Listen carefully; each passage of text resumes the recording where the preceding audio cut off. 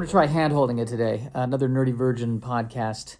My name is Joshua Snyder. Today is, what is it? It's the 12th, January 12th, 2026. Can you believe it? Can you believe it that another year has passed and that time continues to move in the same direction it's been moving as far as we can tell? If time does in fact move in that direction, and I guess there's physicists who are saying, well, maybe it's all a thing. I don't know what they're saying. I've watched a lot of YouTube videos and I know less about science. That's unfortunate. So how are we doing? How are we doing this week? How am I doing this week? Well, Dad's back home. I'm having my weekly conversation with him. And it's very, speaking of the passage of time, we're talking about, is he going to retire this year? Is he not going to retire this year? And the entire time I've been alive, he's always been working. He's always been a lawyer. That's been, he's been the lawyer. My dad, the lawyer. And it's been like that for, 44 years. And so it's very strange when things change, even though things are always changing. It's not that things change. It's that things change, and I feel sad about it, and that's the real problem, isn't it? People getting older, time moving on. I'm getting older. I can see it in my urine stream. That was too much probably for this. That's more than what you want to hear. But my dad's entering a different phase of life, and I'm, it's a reminder that we're all getting older, and the only thing I can do in the face of the vast certainty that is death is to enjoy my life, man. You got to enjoy your life. You got to enjoy your life, man. You got to enjoy your life. Are you enjoying your life? Is there enough lighting in this shot? Probably not. Probably would be better if I went in this direction, wouldn't it? There we go. That's probably a lot better right there. Lighting 101.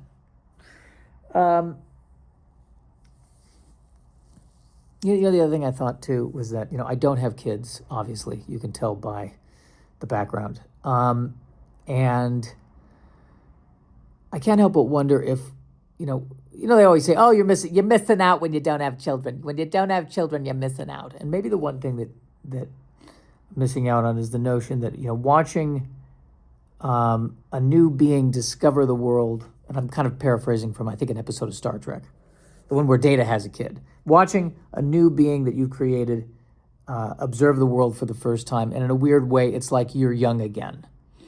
And I'm not, I don't have anyone like that in my life. I'm also finding too, by the way, I'm tending, without really realizing it, I feel like I'm around people my own age, which is a good thing. Like, don't get me wrong. But I am noticing that the conversation is shifting away from hopes and dreams and, well, this is how I think I could save America, to should we get a condo? Or he's osteoporosis, man. He's got to take that calcium. A lot more of those kinds of conversations. I know I'm not the first comedian to till this field. Is that the right phrase? Till this field. But I'm just more conscious of the passage of time. The one thing I like about it, the older I get, the less I care. That's fun. That's really fun. The older I get, the less I care.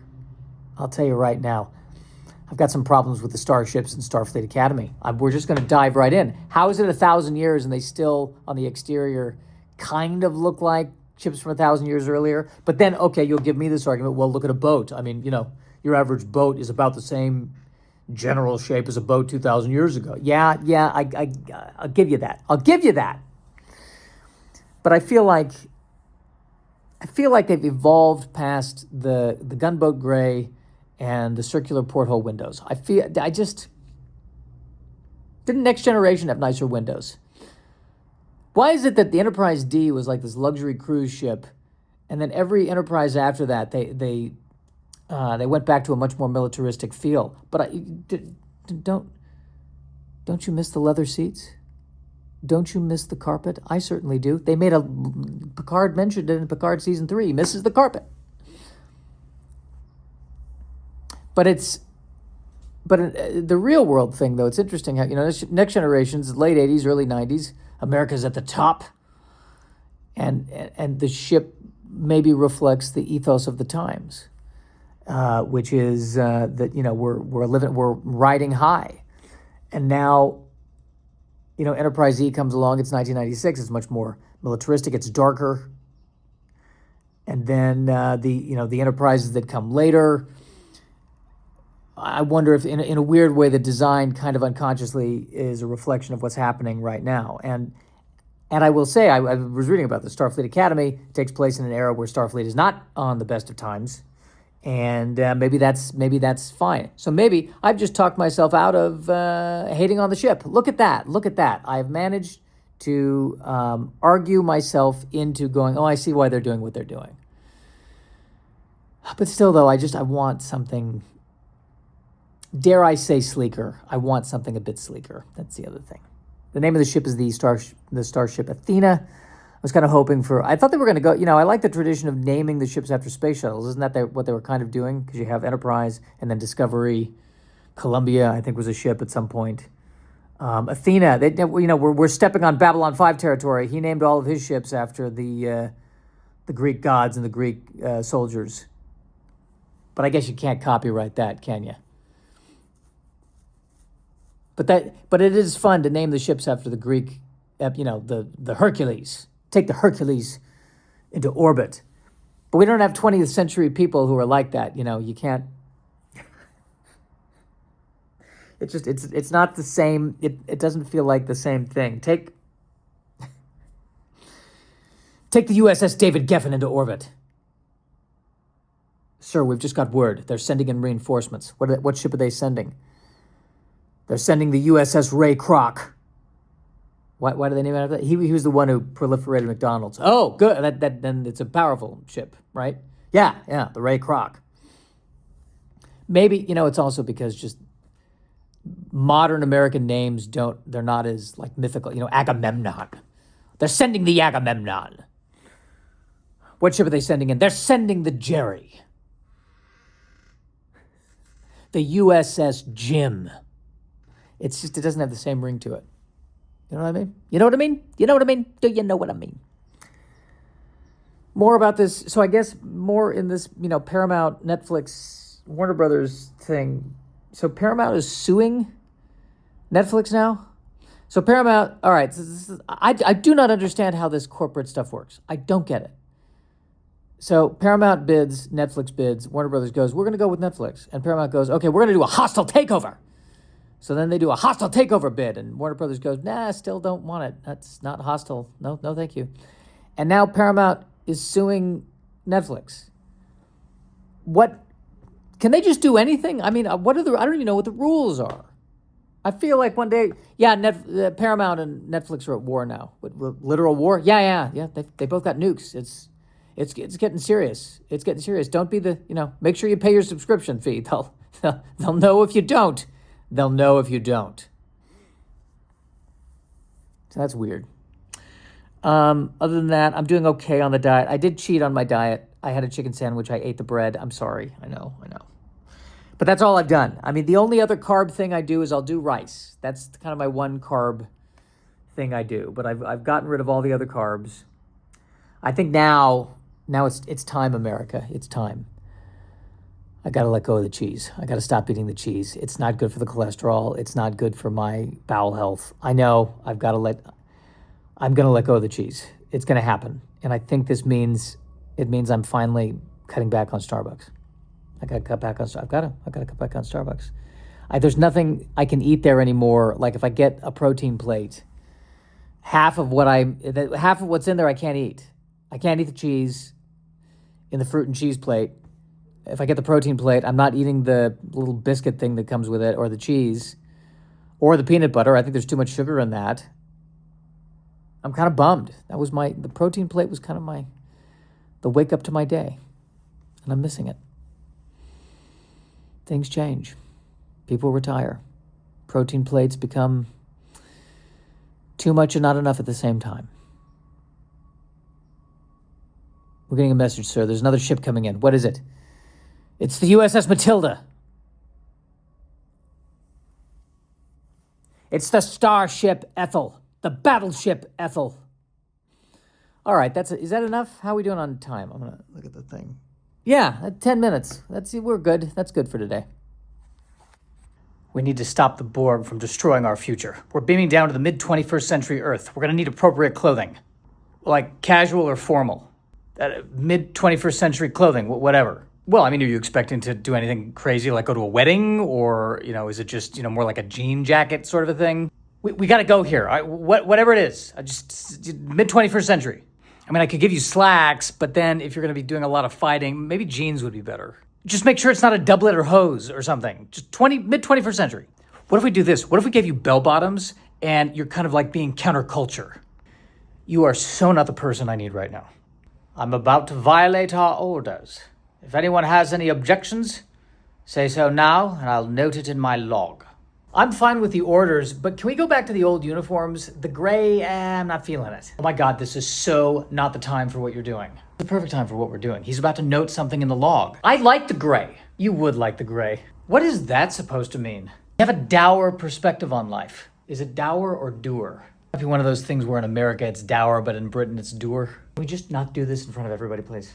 I miss the bright colors. Doesn't everyone miss the bright colors? The captain ordered us to beam over all of the survivors of the Defiant. What about the survivors on the 19 other ships that are being attacked by the Borg? He just mentioned the Defiant. It's because Worf's on the Defiant. I'm sure he has his reasons.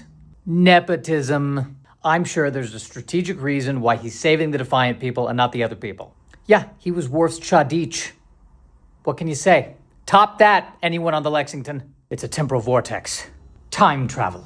Yeah, I pretty much kind of intimated that by saying temporal vortex. You didn't need to say time travel. I just, in case someone else didn't know what temporal vortex was. Everyone on this bridge is highly trained. They all know what temporal vortex. Does anyone not know what temporal vortex is? See? They're lying. They're just trying to impress you. I bet half of them don't know what it is. Just do me a favor and stop parroting me when I say things, okay? Thank you. Set a course. Go that way. I can't even with you. I'm going to get some tea.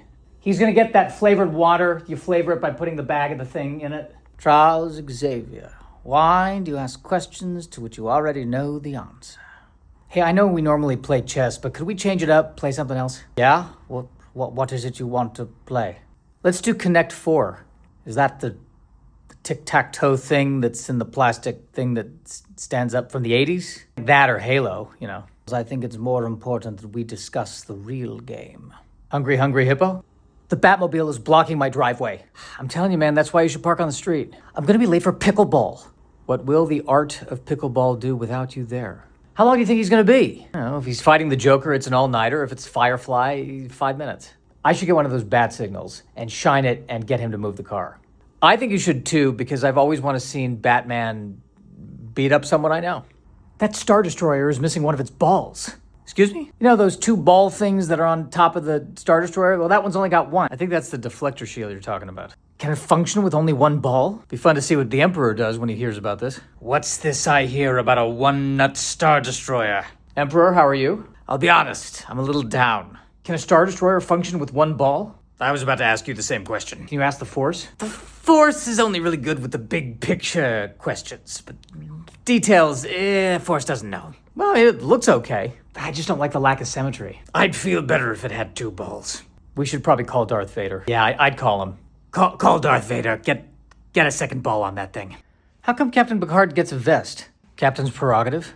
He always gets the slightly more comfortable stuff. Do you notice that? I gotta be honest with you, I'm not a fan of the vest. Yeah, but you can breathe when you're wearing that vest. I'm not a fan of vests in general. I wasn't where you had that feeling about vests. I don't know, vests, what are we after here? There's no sleeves, so if there's a draft or it gets cold, it's useless. But there are no sleeves. There's more freedom of movement. Suppose you're hit by a sudden ice age. All you have is a vest. It's not a good thing. What if you're in a situation where you're in a major heat wave? You can take off a coat when it's warm, but what can you put on if it's cold, or if it's just a vest? I just wish other Starfleet officers could have a vest option. You have to earn the right to wear a useless piece of fabric.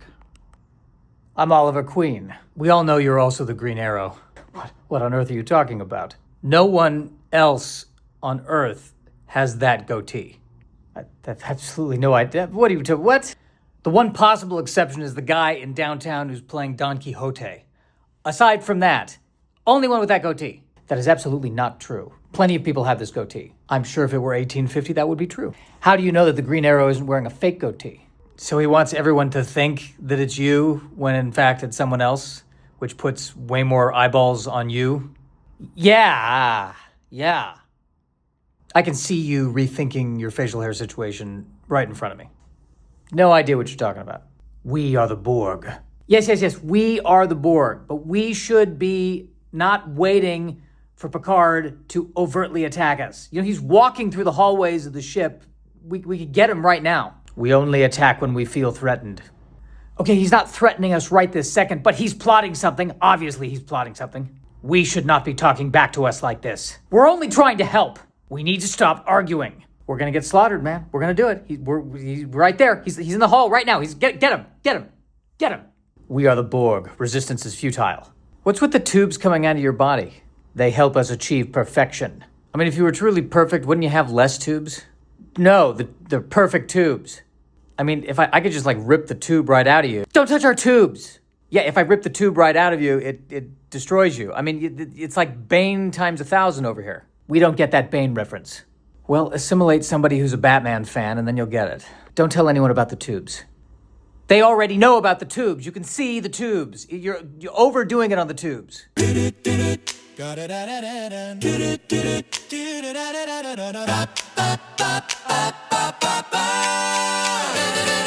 nerdyvirgin.com